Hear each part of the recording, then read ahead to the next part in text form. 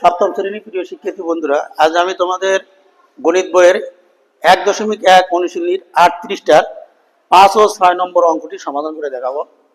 5 নম্বর অঙ্কটিতে বলা আছে যে 4639 কোন ক্ষুদ্রতম সংখ্যা বিয়োগ করলে বিয়োগফল পূর্ণবর্গ সংখ্যা হবে। এই 4000 এখানে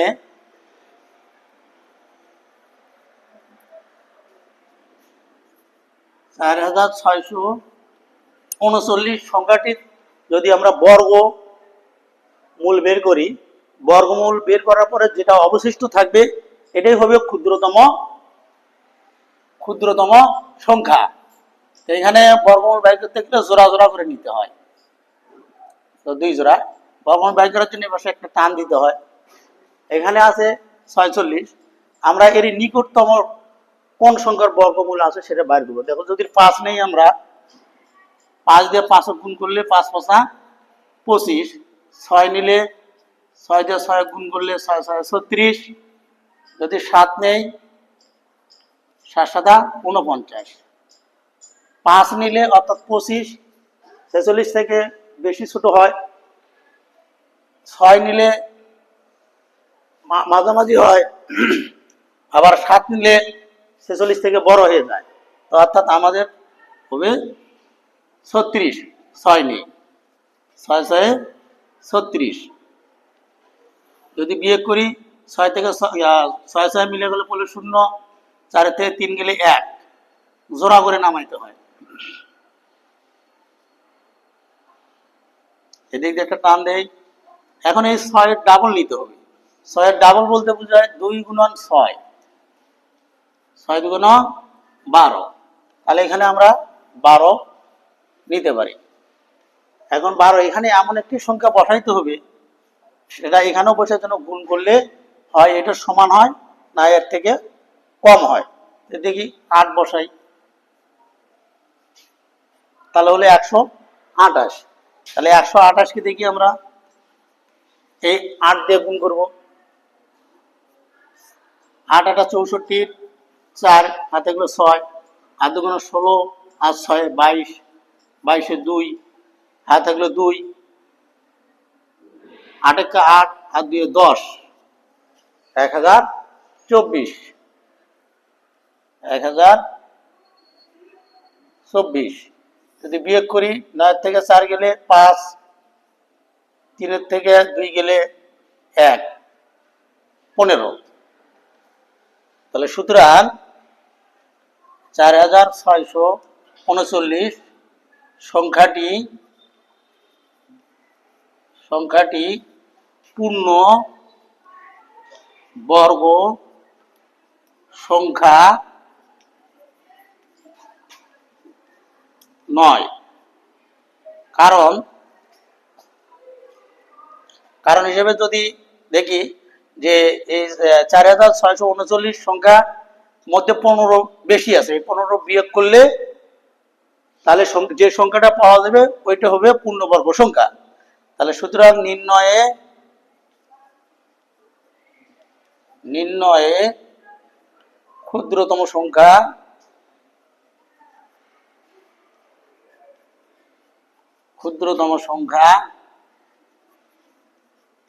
সমান সমান 15। উত্তর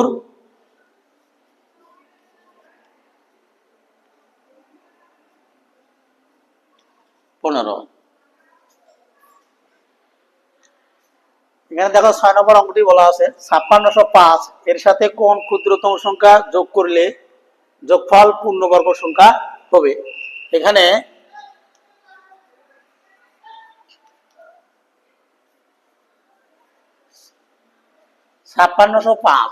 এই 5605 যদি আমরা সংখ্যাটিকে যদি আমরা পূর্ণ বর্গ বার করি, বর্গ বার করার পরে যে সংখ্যা অবশিষ্ট থাকবে সেই সংখ্যা যদি অবশিষ্ট থাকে তাহলে এটা পূর্ণবর্গ সংখ্যা নয়। দেখি আমরা জোড়া জোড়া করে নিই।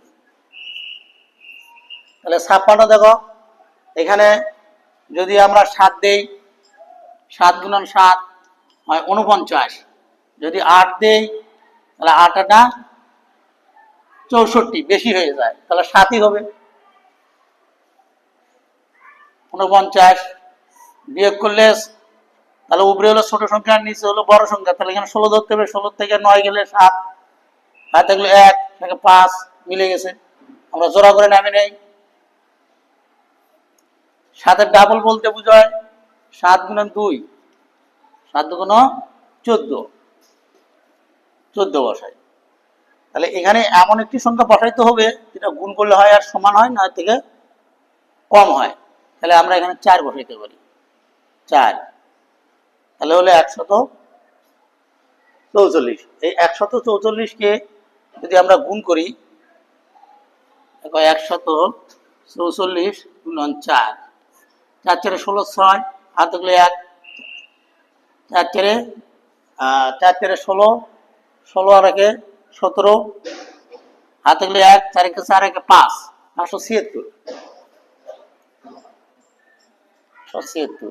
বিয়োগ করলে এখানে যেহেতু ছোট সংখ্যা 15 ধরতে হবে, 15 থেকে 6 গেলে 9, হাতে গেলে 1 8, 10 থেকে 8 গেলে 2, হাতে গেলে 1, 5 থেকে 6, 7 থেকে 6 গেলে 1, 129। সুতরাং 5605 সংখ্যাটি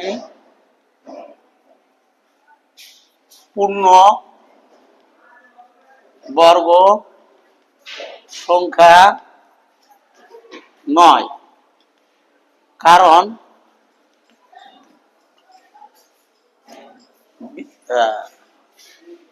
129 অবশিষ্ট থাকে। এই 129 এই 5605 থেকে বেশি, এটা বিয়োগ করলে যে সংখ্যাটা পাওয়া যাবে এটা হবে পূর্ণবর্গ সংখ্যা। সুতরাং এর সাথে কোন ক্ষুদ্রতম সংখ্যা যোগ করতে হবে? তাহলে নির্ণয়ে ক্ষুদ্রতম সংখ্যা, নির্ণয়ে ক্ষুদ্রতম সংখ্যা হবে, তাহলে দেখো এর সাথে আমরা 1 যোগ করে দিলে বিয়োগ, তার সাথে যদি আমরা 5605 বিয়োগ করি, তাহলে দুটো যোগ করলে 74 এর আগে 75,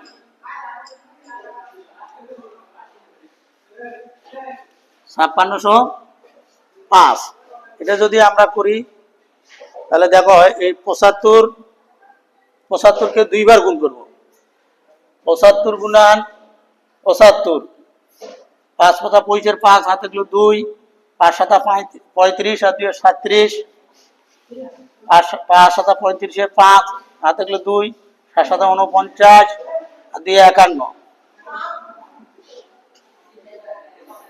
তাহলে হলো 5 7 7 12 2 হাতে গেলে 1 2 5